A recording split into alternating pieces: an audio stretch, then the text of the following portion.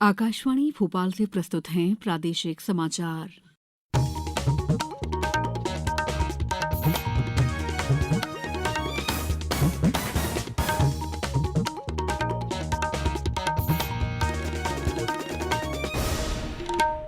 नमस्कार, समाचारों के साथ मैं दीपा सिंह। सबसे पहले मुख्य समाचार। राष्ट्रपति द्रौपदी मुर्मू ने कहा कि संस्कृत देश की संस्कृति की पहचान और वाहक रही है। प्रदेश के सभी जिलों में 9 दिसंबर को होगा नेशनल लोक अदालतों का आयोजन। राज्य स्तरीय और राष्ट्रीय बालरंग महोत्सव का आयोजन 19 दिसंबर से भोपाल में और कृतज्ञ राष्ट्र कल भारत रत्न डॉक्टर बी.आर. अम्बेडकर को उनके 68वें महापरिनिर्वाण दिवस पर अर्पित करेगा श्रद्धांजलि। अब समाचार विस्तार से। राष्ट्रपति द्रौपदी मुर्मू ने कहा कि संस्कृत देश की संस्कृति की पहचान और वाहक रही है। आज नई दिल्ली में लाल बहादुर शास्त्री राष्ट्रीय संस्कृत विश्वविद्यालय के पहले दीक्षांत समारोह में उन्होंने कहा कि संस्कृत का व्याकरण इसे वैज्ञानिक आधार देता है। राष्ट्रपति ने कहा कि संस्कृत आधारित शिक्षा प्रणाली में गुरु को बहुत महत्व दिया गया है। उन्होंने विश्वास जताया है कि विश्वविद्यालय के छात्र इस परंपरा का पालन करेंगे और अपने शिक्षकों के प्रति कृतज्ञता के साथ आगे बढ़ेंगे।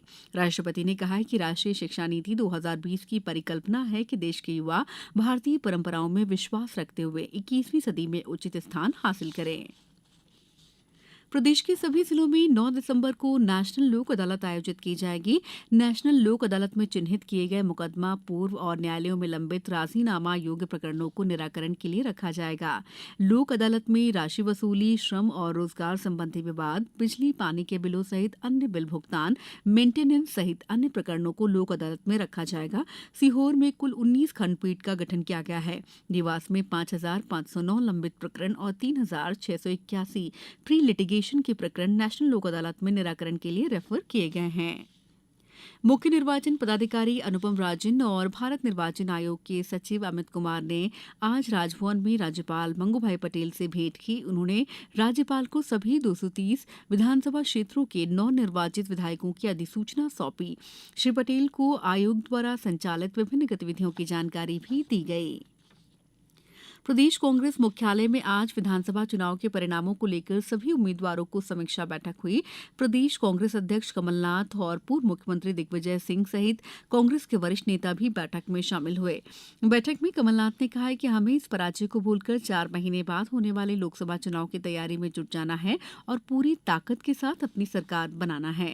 उन्होंने कहा कि सभी प्रत्याशियों से अगले 10 दिन के अंदर 2 अलग-अलग रिपोर्ट उनके पास भेजने के लिए कहा। एक रिपोर्ट में चुनाव का विश्लेषण और दूसरी रिपोर्ट में संगठन की समीक्षा गुप्त रूप से भेजी जाए। उन्होंने कहा कि वे अति शीघ्र पूरे प्रदेश का दौरा करेंगे और लोकसभा चुनाव की तैयारी में पूरी पार्टी जुट जाएगी। गेल इंडिया लिमिटेड द्वारा यूनिसेड और आईआईटी कानपुर के सौजन्य से अशोकनगर के 40 प्राथमिक विद्यालय और 15 आंगनबाड़ी केंद्रों में innovative school bag with education desk का वितरण किया जा रहा है। यूनिसेड टीम के हिमांशु पांडे द्वारा शासकीय प्राथमिक विद्यालय परसौल में हाल ही में इन बैग का वितरण किया गया। इससे पहले भी सांसद डॉक्टर केपी यादव द्वारा 200 school bag with education desk और 100 सौर ऊर्जा चलित स्मार्ट कक्ष का उद्घाटन किया गया। ये बैग बच्चों को सही रूप से बैठकर पढ़ने के लिए हैं, जो कि बच्चों की रीढ़, मस्तिष्क और आंखों के बेहतर स्वास्थ्य को बनाने में मददगार साबित होगा। समाचारों में वक्त है ब्रेक का। ब्रेक के बाद समाचारों में आपका एक बार फिर स्वागत है। स्कूल शिक्षा विभाग द्वारा 19 से 21 दिसंबर तक राज्य स्तरीय और राष्ट्रीय बालरंग महोत्सव का आयोजन किया जा रहा है। संयुक्त संचालक लोक शिक्षण भोपाल संभाग अरविंद चोरगड़े ने बताया है कि राज्य स्तरीय बालरंग में प्रदेश के सभी संभागों से लगभग 1000 छात्र छात्राएं और राष्ट्रीय बालरंग में विभिन्न राज्यों के लगभग 500 छात्र छात्राएं सहभागिता करेंगे। इंदिरा गांधी राष्ट्रीय मानव संग्रहालय में आयोजित बालरंग महोत्सव की थीम आत्मनिर्भर भारत होगी, जिसमें प्रदेश के छात्र छात्राएं अपने जिले की संस्कृति, वेशभूषा, नृत्य और खान पान आदि को विभिन्न मंचों पर प्रदर्शित करेंगे। लगभग 20 राज्यों से सहभागिता करने आ रहे छात्र छात्राएं अपने राज्य के लोक नृत्य भी प्रस्तुत करेंगे। कृतज्ञ राष्ट्र कल भारत रत्न डॉक्टर बी.आर. अम्बेडकर को उनके 68वें महापरिनिर्वाण दिवस पर श्रद्धांजलि अर्पित करेगा। सामाजिक न्याय और अधिकारिता विभाग की ओर से डॉक्टर अम्बेडकर फाउंडेशन संसद भवन परिसर में महापरिनिर्वाण दिवस कार्यक्रम आयोजित करेगा। राष्ट्रपति द्रौपदी मुर्मू, प्रधानमंत्री नरेंद्र मोदी, लोकसभा अध्यक्ष ओम बिरला, केंद्रीय मंत्री, सांसद और कई अन्य गणमान्य व्यक्ति डॉक्टर अम्बेडकर को पुष्पांजलि अर्पित करेंगे।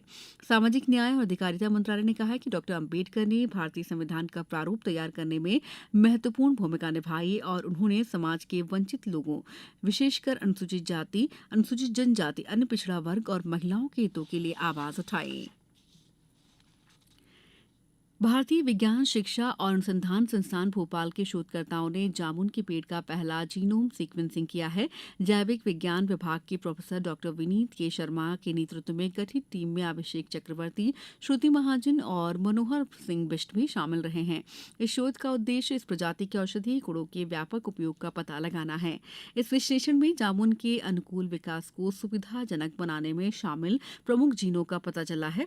इनमें से 14 जीन टेरपेनोनाइड्स और जैव संश्लेषण में शामिल हैं, जो मेटाबोलाइट्स का एक विविध वर्ग है जो पौधों की रक्षा प्रतिक्रियाओं के लिए जिम्मेदार होता है। अब कुछ समाचार संक्षेप में। जनजातीय कार्य विभाग द्वारा संचालित प्रदेश के विशिष्ट आवासीय विद्यालयों में कक्षा 6वीं की 8,447 सीटों के लिए प्रवेश परीक्षा के लिए कल से ऑनलाइन आवेदन किए जा सकेंगे। शिवपुरी में कृषि विज्ञान केंद्र पर आज विश्व मृदा दिवस के अवसर पर कृषक संगोष्ठी सह जागरूकता रैली का आयोजन किया गया। गुना में शासकीय कस्तूरबा कन्या महाविद्यालय में 3 दिवसीय अंतर महाविद्यालयीन जिला स्तरीय युवा उत्सव का आयोजन किया गया। सीहोर के शासकीय आरए के कृषि कॉलेज में आज विश्व मृदा दिवस पारंपरिक उत्साह और उमंग के साथ मनाया गया।